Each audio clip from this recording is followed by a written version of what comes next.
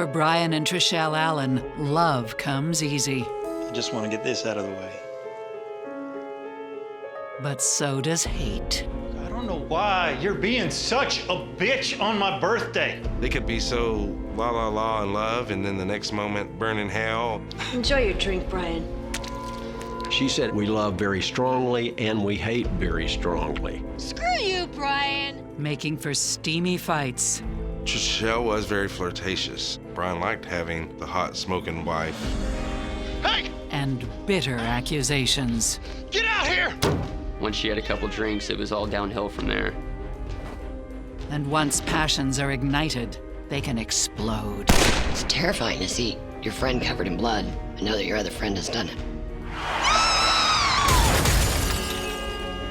You may kiss the bride. Love may be blind and marriage bliss, but divorce is murder.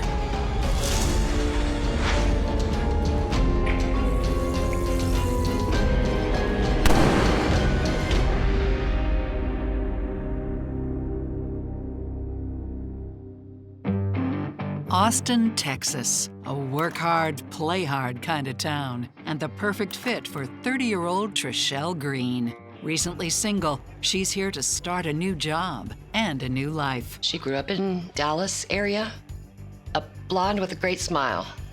Nice figure, slim, whole 9 yards. She married and had 2 sons. They had divorced. Can I get a... I'm gonna go out on a limb here, and I'm gonna guess that this is the first time that you've had to buy your own drink. It's the perfect chance for Brian Allen to move in. Lucky for you, I'm here. She immediately caught his eye. What can I get you? Whiskey neat, if you please. Make it a double. Well, my kind of gal. He thought she was just the most beautiful thing ever walked. Brian was tall, dark, and handsome. He also had a very boyish face, a kind face. You know, he was just a mountain of a man, for sure. You should know, I have 2 kids.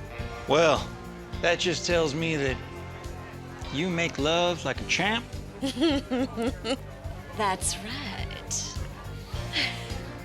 They were strongly attracted to each other.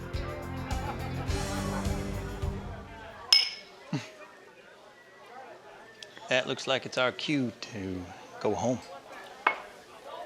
Let's get out of here.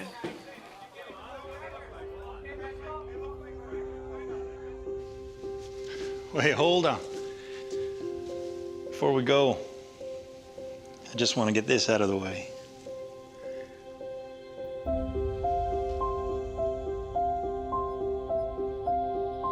They started dating after that.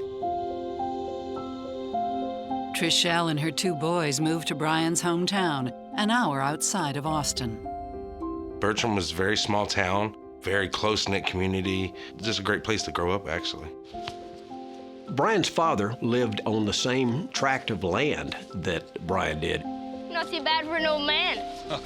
He had been the chief deputy sheriff of Burnett County, so Brian had strong ties to this community. All right, Hunter. That's enough fun. Okay. Yeah, you go inside, hit the books with your brother. Bye. Thanks, Dad, for watching our 2 little monkeys. It was their intention to live close to each other. And with Brian's dad to babysit, the fun continues. It was a lot of going out and having a good time, cocktails, dancing.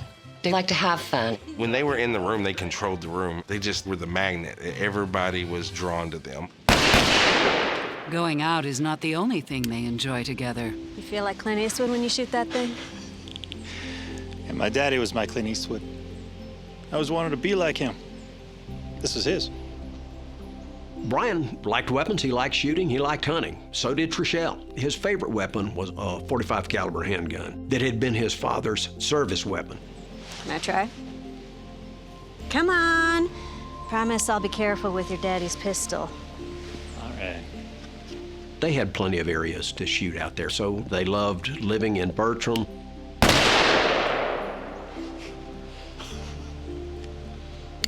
A natural. Must be the gun. Hey, come on.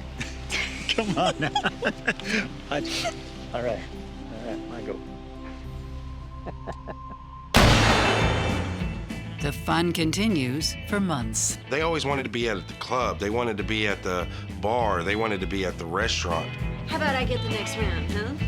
Yeah. Until jealousy creeps in. Their romance between Brian and Trishelle was sometimes rough. 2 whiskey neats, if you please. Well, I'd like to get to know you. Make it 3 whiskey neats. I like your hat. I hope you're a whiskey man. I like my men smoky. You're crazy. Woo! Trishelle resented anybody that took time away from her and Brian, or at least Brian's attention.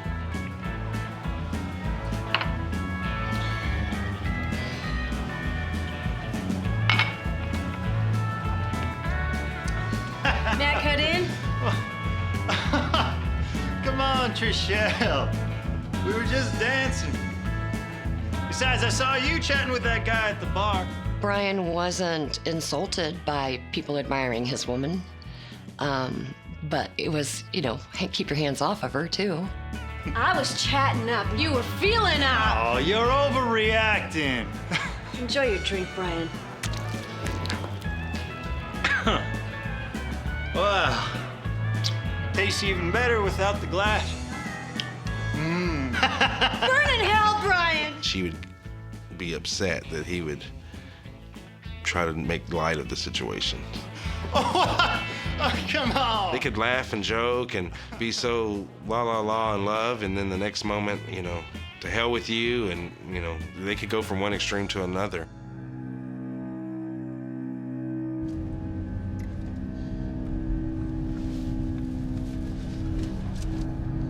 I want to know her name. Or is there more than one? Dozens. You're tripping, Trishelle. There ain't no one to name. Don't lie to me, Brian. Whoa!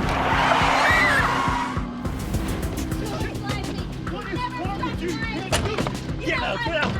Just get... Trishelle, get out of the car right now! No!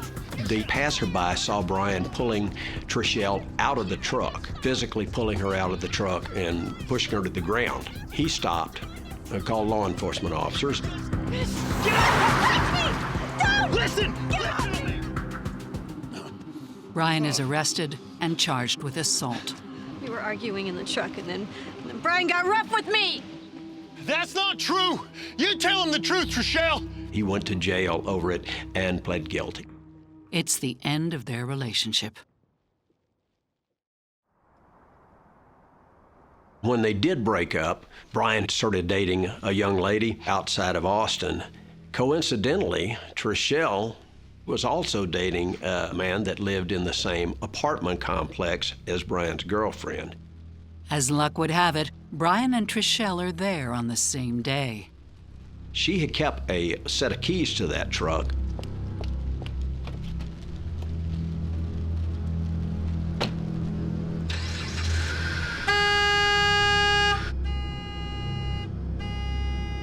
Brian, come here. There's someone in your car.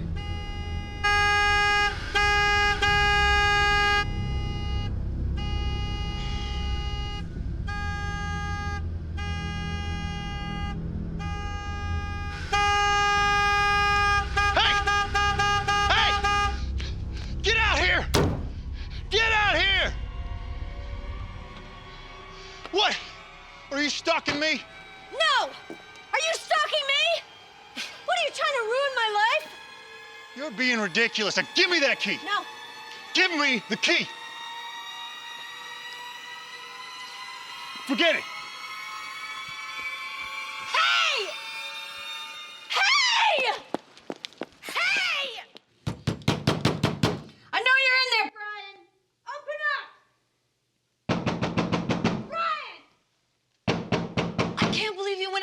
crazy woman. Now, Brian's girlfriend, she's afraid at the time because has this woman screaming at the front door and banging on it. Brian! The police are called very early on by the girlfriend. What? Hey, no, guys, there's no problem here. I'll take care of this. You pay for this. Well, I didn't do nothing. Brian had not wanted her arrested at the time. He urged the law enforcement officers that made the scene not to arrest her. She was charged with a misdemeanor assault. Psychotherapist Stacy Kaiser and forensic psychologist Brian Russell see passion that's so hot, it burns.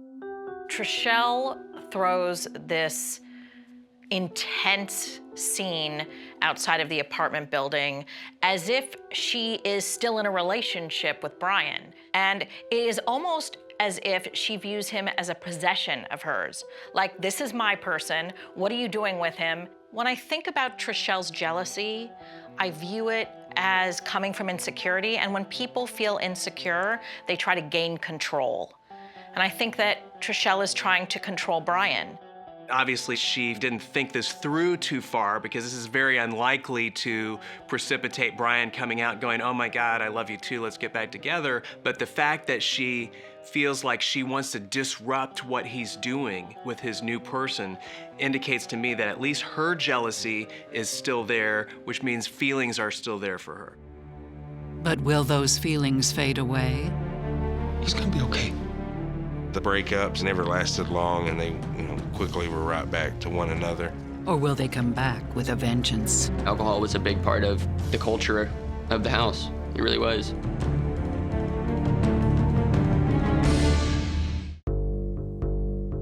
After 3 years in an explosive relationship, Ryan Allen and Trishelle Green have called it quits. But they can't avoid each other completely. How they ended up together in a vehicle. I don't recall the actual circumstances, but there was some event that they were both going to be at, and they ended up riding together. Can I go with them, Mom? Please? Just be careful. Yes, thanks.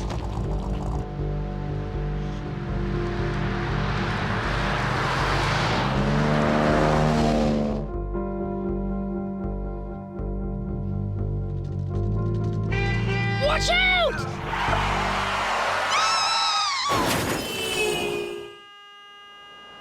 They went to pass them, and as they did, another car was coming. He overcorrects and hits the rock wall, the giant rock wall that they blasted out with dynamite to make the road. And Hunter went out the windshield, launched him 50 feet after that. His neck was cut pretty much from ear to ear. He had a huge gash across his forehead. His eyelid was slit here. It was horrendous. It was horrendous. They spent every day there with him, and he was there for over a week. I know he was. In ICU at that.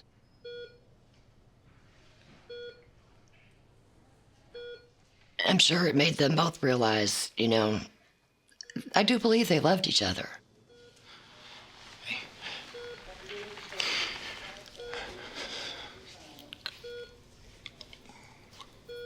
He's gonna be okay. We're gonna get through this. Hunter's accident brought them back together. I mean, when something like that happens, it really changes everything because of that bonding experience that they thought they were going to lose their son. The couple decides it's time to turn their lives around. Both of them had partied quite a bit. And when I say partied, I mean quite a bit of drinking. But they toned that down and tried to set examples for the children.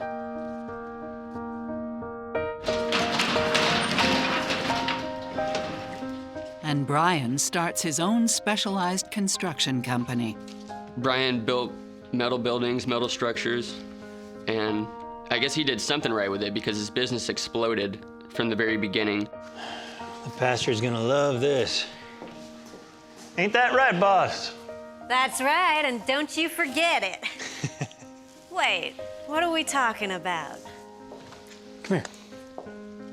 His shop was up there next to his dad's, and their trailer used to sit in between the two. He had his work yard right there at home. The venture is a real family business. Brian and his father worked together on a daily basis. Brian actually brought his father into the business to work with him. And he makes Trishelle 51% owner and majority stockholder. He had put the business in Trishelle's name because it allowed them to get bids and grants because she was a minority, being a woman. One of the company's founding clients is a local church named Hill Country Fellowship. And during construction, Brian renews his faith. Brian became more in touch with his relationship with God when he started building the big church here. Great work, Brian. With God's grace, we can make this happen. Amen. He got very close with the pastor, and they were going to church on Sundays after that for a while. You may kiss the bride. These are the golden years for the couple. They got married on the property at the house, and they changed the boy's last name to be the same as Brian's. He didn't adopt them because changing their name was cheaper, and also he knew that they were his regardless. Brian, you could tell Brian really loved those boys. They wasn't stepchildren, they was his sons. Brian and Trishelle really seem to have improved their relationship. Sometimes when there has been a tragedy like what happened to Hunter, it really makes people reassess their values and reconnect and want to be different people. And so I think that that's completely possible at this moment. At the beginning of Brian and Trishelle's relationship, we saw impulsivity, substance abuse, jealousy, and we're not seeing those kinds of things now, and that's great. But you never know when those ingredients might come back out again. They don't tend to disappear. In just a few short years, the Allens amassed considerable wealth. He was probably one of the more wealthier people in Bertram. He was doing very well for himself. It's time to trade up the trailer for something more suitable to their new elite status. Trishelle called it her dream house. She had had it planned, and Brian built that house for her. To our first week in the house together, baby. The dream house is completed in 2009, 2 years after they get married. They moved directly from the trailer into the mansion. Big step up. Their lifestyle changed significantly. Oh, yeah. Oh, not him again. Hey! Mimosa? Just coffee. Yeah, it's a bit early in the day, Trishelle. It's our housewarming. Why not? I'll have one too. Yes! All right. Whoops! Trishelle resented Brian's father and Brian's relationship with his father. His father lived there on the same property. His father worked with Brian all the time. The Allens' home is a hub for friends, family, and colleagues alike.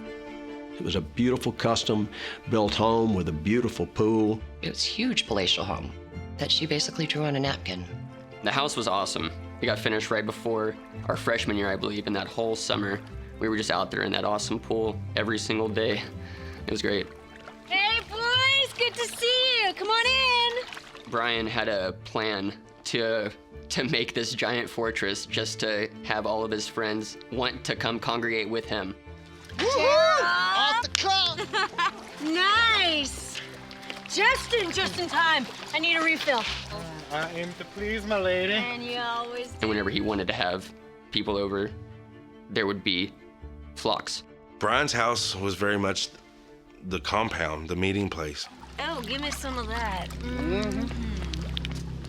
But now the party lifestyle they'd avoided comes back, hard.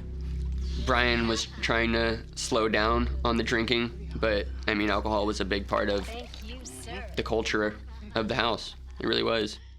And that means trouble. By the time the sun goes down, she was usually pretty lit. He would have had enough. He would only take so much.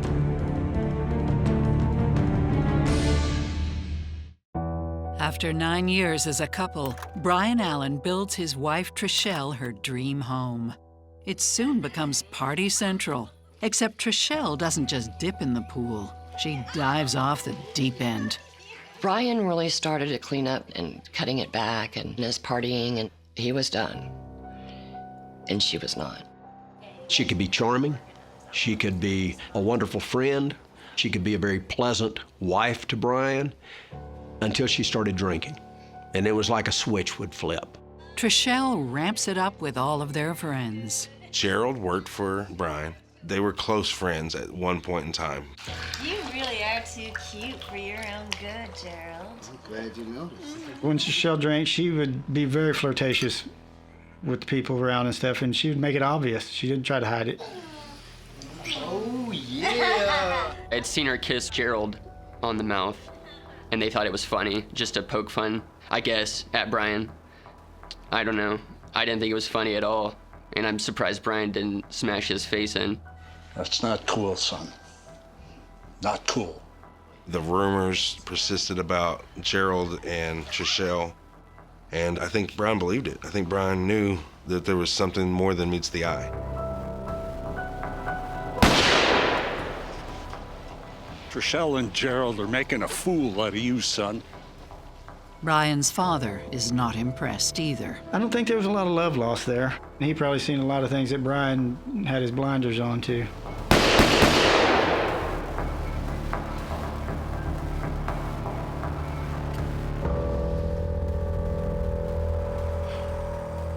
But Brian has other concerns about his wife. Give me some of that. He's worried that Trishelle's drinking is rubbing off on their youngest son, Hunter. Whoa, whoa, whoa, what the hell, Hunter? Mom said we could. She said, give me that! Hunter said, "Hey, Mom, can we have some of that whiskey up on top of the fridge?" And she was like, "I'm not saying you can have it, but I don't know how much is in it. Good night." She didn't really discipline, as far as I could see. I mean, she just pretty much let them do what they wanted to do, whereas Brian was the one that would try to keep them maintained. The discipline doesn't just stop at home. He said, "You're joining the Navy. We're going to the recruiting office right now." And we did. We jumped in the truck and we all went to the recruiting office and we got the paperwork going right there. She was proud, and Brian was extremely proud. It was a big deal. They were both very proud. Except with the children away, things deteriorate. Looking back, she was probably resenting Brian a little bit for pushing the babies out of the nest a little bit, so to speak. You need to feel free to open up, to tell each other how you feel. I mean, it's never enough for her. They were going through couples counseling through the church to improve their relationship. Brian wanted to make it work. They had come so far. I mean, from having nothing, literally, living in a trailer on his dad's property, to this thriving company that he now owned and operated and was very successful in. They had this beautiful home, huge home. And the boys, too. I mean, they were his boys. If it weren't for the boys... If it weren't for the boys, what exactly? You don't work. You just shop all the time. You sit by the pool and get drunk.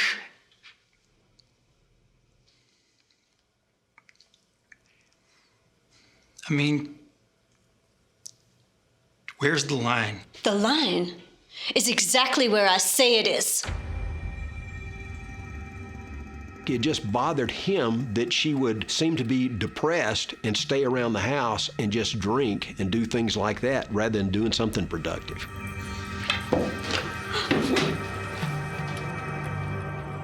I'm not really sure why they stopped going to counseling. Other things took over. At this point, it's looking like Trishelle is going back to her dysfunctional behaviors, and Brian has sort of maintained the course. I think that Brian's plugging himself into his religion has helped. I also think he's really begun to value the kids, whereas Trishelle, on the other hand, seems to have actually become more self-centered. It's almost like she's disconnected from worrying about other people and caring about other people, and instead she's just sort of doing whatever it is that she feels like. The absence of her kids now, the fact that she doesn't have to be mothering on a day-to-day basis, probably opens up more of a space in her life than the kids leaving did for him. And anytime somebody who has had a dysfunctional past, somebody who, for example, has engaged in substance abuse in the past, has an opening like that in their life, some of those dysfunctional behavior patterns might come back in to fill that void. 6 years after tying the knot, Brian has had enough. He would only take so much. He was talking about, and how everybody perceived him as having everything, but he really had nothing. It really made him open his eyes, realizing, man, I have all of this stuff, but what do I have in here? Or what do I have after here? You don't get to take it with you when you die. That really hit him. And I think he was just tired of her antics. Brian was getting ready to make a change. Financially, he had a very successful business that had built up, and he was going to lose half of that, but he was going to leave Trishelle. I can't do this anymore, Dad. But it means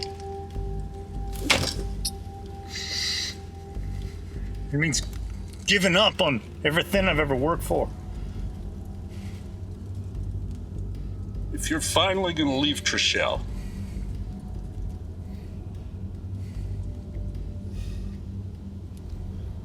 I got your back, son. He was like, I just want her to leave. I'll let her have all this stuff. He said, I'm done. What are you doing with the gun? But the price of splitting up will be very, very high. It was all downhill from there.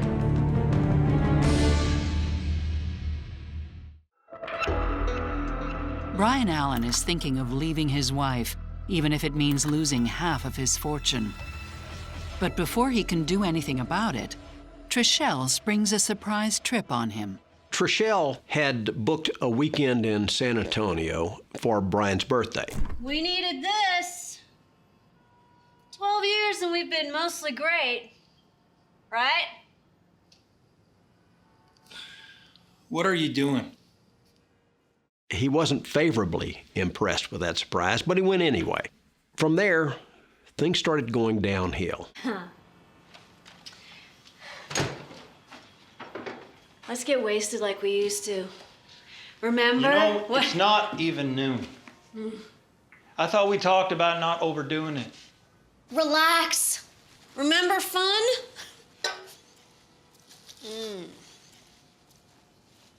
Hey, you can't smoke that in here. You're being such a smug prick, Brian. As if you never smoked a joint before. I don't know why you're being such a bitch on my birthday. Well, I'm sorry, but I thought this was supposed to be a getaway. Us reconnecting.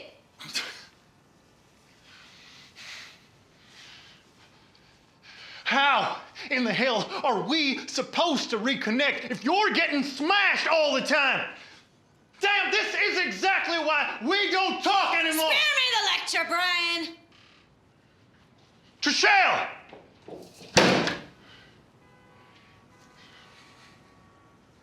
They were fighting in the hotel room. The noise brought security to their room.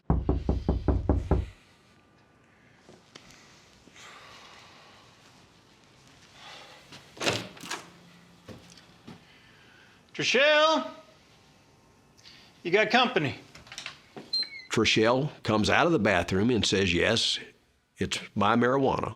Both of them get kicked out of the hotel. She went to jail. He sat outside jail all night long in his truck. Things are pretty much falling apart with Brian and Trishelle, and yet he agrees to go out of town with her. My thinking is a couple of possibilities. First of all, the most likely in my mind is that he's not ready to end the relationship, and so he's trying to sort of play along until he feels like he has the right moment. But I also think it's possible that he thinks, you know what? She's actually trying to do something with me. We're gonna have some time together. Maybe we'll reconnect. Who knows? It looks to me like Brian thought or hoped that Trishelle was going to get back on the same page with him, and maybe Trishelle's plan was more, hey, the kids are gone, we don't have to be parents, we can both get dysfunctional again. We can both go back to substance abuse, we can both go back to that lifestyle. That's just not where Brian was at that point in his life. And so it looks to me like this trip probably cemented for Brian that, no, we are on totally different pages about what we want our lives to look like between now and Dad, and I'm right, that it's over. Sunday morning, she's released.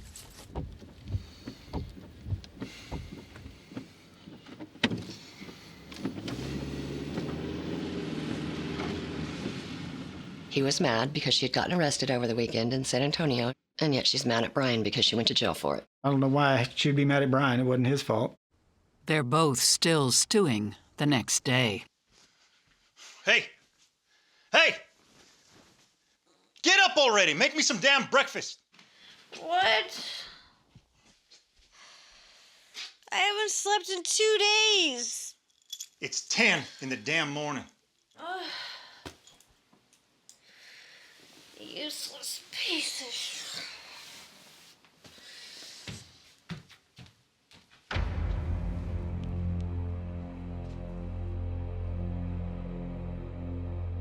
She immediately goes back to sleep and woke up at 1 p.m. And then when she woke up, after being asleep till 1 o'clock, Brian wasn't there. Well, that angered her. Said, well, you didn't even text him? Trishelle and Brian argue on and off all afternoon. And it seems like her anger is building. Brian apparently texts her and asks her as it's getting closer to 5 is whether she's drinking or not by the pool. It's not even 5 o'clock and he thinks I'm drunk. It angered Trishelle when he asked her that by text. We were hanging out and doing our own thing, but I did notice that she was spending a lot of time texting that day. And she was mad. She was mad that day.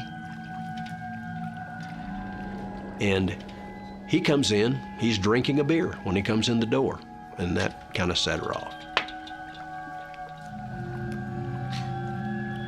And you have the nerve to ask me if I've been drinking. Hey, I ain't the one with the drinking problem, Trishelle. Screw you, Brian. They started to fight, so I left probably about 5:30 in the afternoon. So she ended up having an argument with him and going into the bedroom and locking it. A short while later, a friend of Brian's drops by. Hey, there he is. Job's done. I had a boat. Trishelle was going to do the outlining of the flames for me. So that's the day I went over there to pick up the boat. Hey, you seen Trishelle? I was talking to Brian, and that's when Roger was there. Hey, you want a beer? I'm gonna get you a beer. He came by that afternoon, sometime around 5 o'clock. I just stopped in. I wasn't invited, but a lot of people did that over at Brian and Trishelle's. Interestingly enough, he didn't ask this guy if he wanted a beer, but asked the other guy, went in, got 2 beers, one for Brian, one for the guy with the boat. Trishy, darling, there you are. Hey, Roger. Well, you look like you're in need of some fun. Let me get you a beer.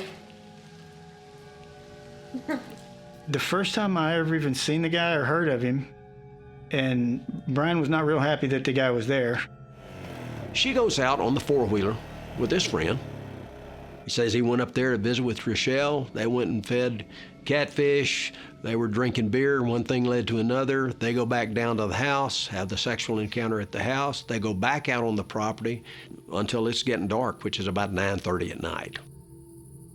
They were intimate. The fella that came over and Trishelle had sexual relationship in the 4-wheeler. They were out in the back pasture having sex while Brian is 300 yards away. I think it showed a total disregard, lack of respect, and again, this self-centered nature of hers to have sex with somebody else while Brian may have been on the property. I don't think she was aware whether Brian had left the property or not. Just a total disregard for Brian's concern about anything.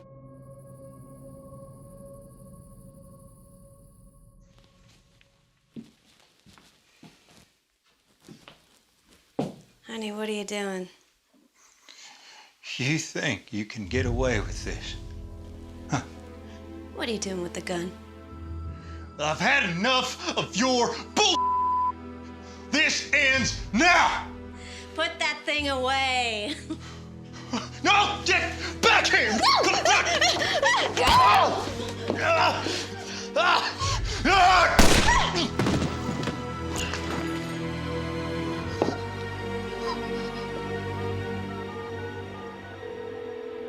Barnett County 911. What's the address of your emergency? My husband came at me with a gun and I got it out of his hands and I shot him.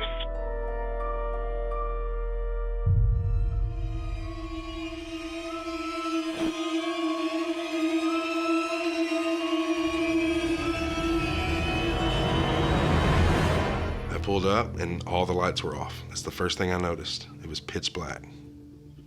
I've been over there 3 times a week for 6 months, 7 months. Not one time in my entire life did I ever see it that dark. I did it. What did you do? Trishelle, what did you do? I see Trishelle, and it's dark, and I noticed that she had some blood on her. And she said, I did it. I did it. I said, you did what? I said, where's Brian? What did you do? What did you do, Trishelle?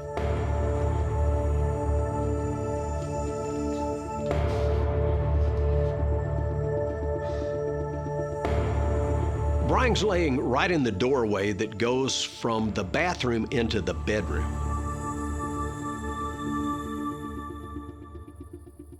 That sergeant goes inside and finds Brian on the floor. He's coming at me. He's angry. I was in fear of my life. I shot to the left, I shot to the right. He kept coming at me. I had to shoot him. I had to. Brian Allen is pronounced dead at the age of 38. Shot to death with his own father's service weapon. I've speculated about the significance of Brian being shot with his favorite weapon. You know, there are varying conclusions that we come to. One is that, okay, it was convenient. He kept it there by the bed on the nightstand. The investigation begins immediately, starting with Trishelle's 911 call. Trishelle Allen, when she called 911, had already said, I had to shoot him. I had to shoot him. She said, he came at me and I had to shoot him. He came at me and I had to shoot him. She said she was in fear of her life. The fact that she's 5'5" and 129, and Brian's, again, 6'2", 6'3", and weighs 285, would certainly be a consideration for self-defense. Lending credence to this theory is Brian's previous conviction for assault. Brian got rough with me. That's not true. You tell him the truth, Trishelle. There were various calls of disturbances during their early years. Except the evidence doesn't add up. I always hoped that they'd live happily ever after. Not how it worked out. Self-defense, I didn't believe that for a minute.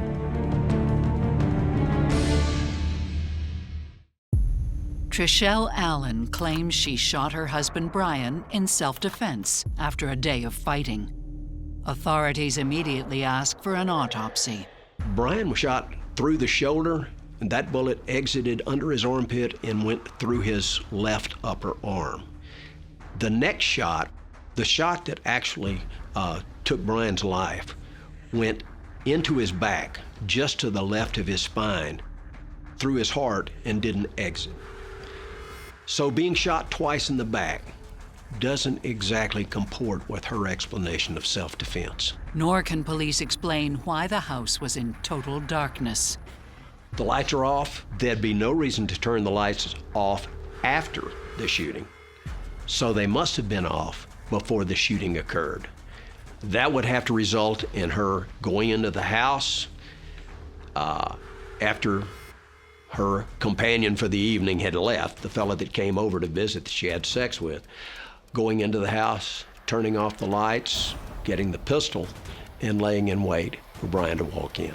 Because with the lights off, Brian wouldn't be able to see what's coming. Depending on where the person would be, you might not see her. And that's what looks like it happened. It looks like the lights were off because there's no other plausible explanation we found for those lights being off. So police dig deeper into the couple's relationship history.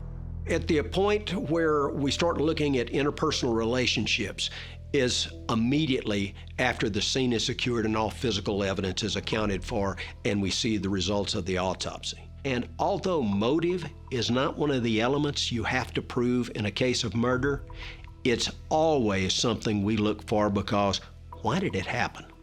That's what we're interested in determining. And there was plenty of evidence. They learn that while Brian has one assault charge filed against him, Trishelle has more than a half dozen filed against her. A passerby saw Brian pulling Trishelle out of the truck, but Brian would later explain that Trishelle had started kicking him while she was riding in the truck, and he was getting her out of the truck. Police take another listen to the 911 call recording. There were actually two 911 calls. The first one, Trishelle apparently is calling and trying to call the 911 operator and doesn't realize that the phone has connected. She thinks that no one has answered the phone, and yet the phone's already recorded. And so you can hear her voice in the background say, Just die knowing that, you piece of Barnett County 911, what's the address of your emergency? My husband came at me with a gun and I got it out of his hands and I shot him. Okay, is he still alive? Police request Trishelle's phone records and learn that her texts went beyond mere arguments. We were there swimming and she was texting all day. She texted that she wished that she could shoot him. She texted that she wanted him to die and be buried in the backyard under pigs. The text messages that Trishelle sent were certainly incriminating, almost a preview of what's to happen. All of these things led to the conclusion that there was no way this could be self-defense. Get out! You're ruining the vibe! Trishelle's rage was simmering all day. She was already texting friends about being angry at Brian. She was angry over the weekend. She was angry at going to jail. That night, it all boils over. By the time she's having sex with the guy that came over to visit, it's pretty clear that by then this has reached a critical point. The fact that the lights are off, I think she made the decision that she was going to kill Brian.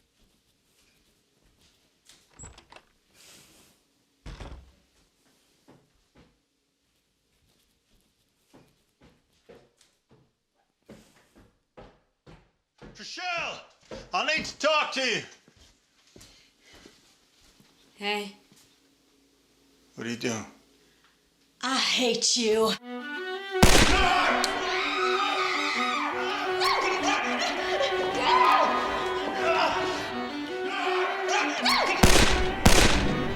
He was running from her.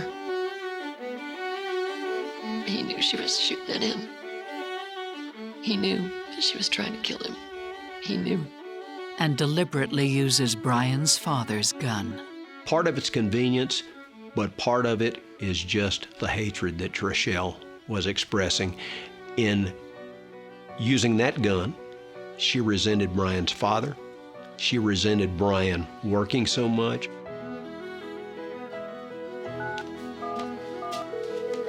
Yeah. Just die knowing that, you piece of It's very clear that she had a level of anger, a level of violence building up, that she acted with something that was handy, but yet planned. My husband came at me with a gun and I got it out of his hands and I shot him. I wanted them to have the happily ever after. I really did. All of them. It didn't work out that way. In 2015, Trishelle Cara Allen is sentenced to life in prison for Brian's murder. The jury went out to deliberate a verdict of guilt. It was about 15 minutes when they determined she was guilty of murder. That's very fast. I think Trishelle murdered Brian because she wasn't going to be dumped. And she wasn't going to lose her marriage. She wasn't going to lose her lifestyle because of him, in her eyes, making a decision finally that she wasn't worth staying with.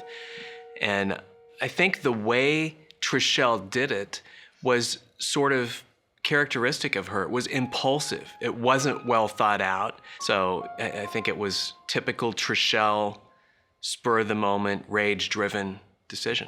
When I think about how Trishelle went about killing Brian, I don't think she put a lot of thought into it at all. And so I think she just figured she's reasonably smart. They had violence in their past. And so if she killed him, she could use a self-defense explanation and that people would buy it. I think that Trishelle ultimately killed Brian because he looked down on her and she felt rejected. She took a great man's life that day. Man that didn't deserve to die. He had a lot of life left in him. He had a lot of succeeding to do in the world, and he would have done it. It was just such a waste of life, and he was such just an awesome man, and he made me want to be a better man. He made me want to be a better father. She couldn't just walk away with half or the house. She could have had a lot. Now she's got nothing, and we're left without Brian's love. I feel like everyone probably needs a dad. I got a little taste of it from Brian because he was so generous with his love. But yeah, she robbed Hunter, and all of us have.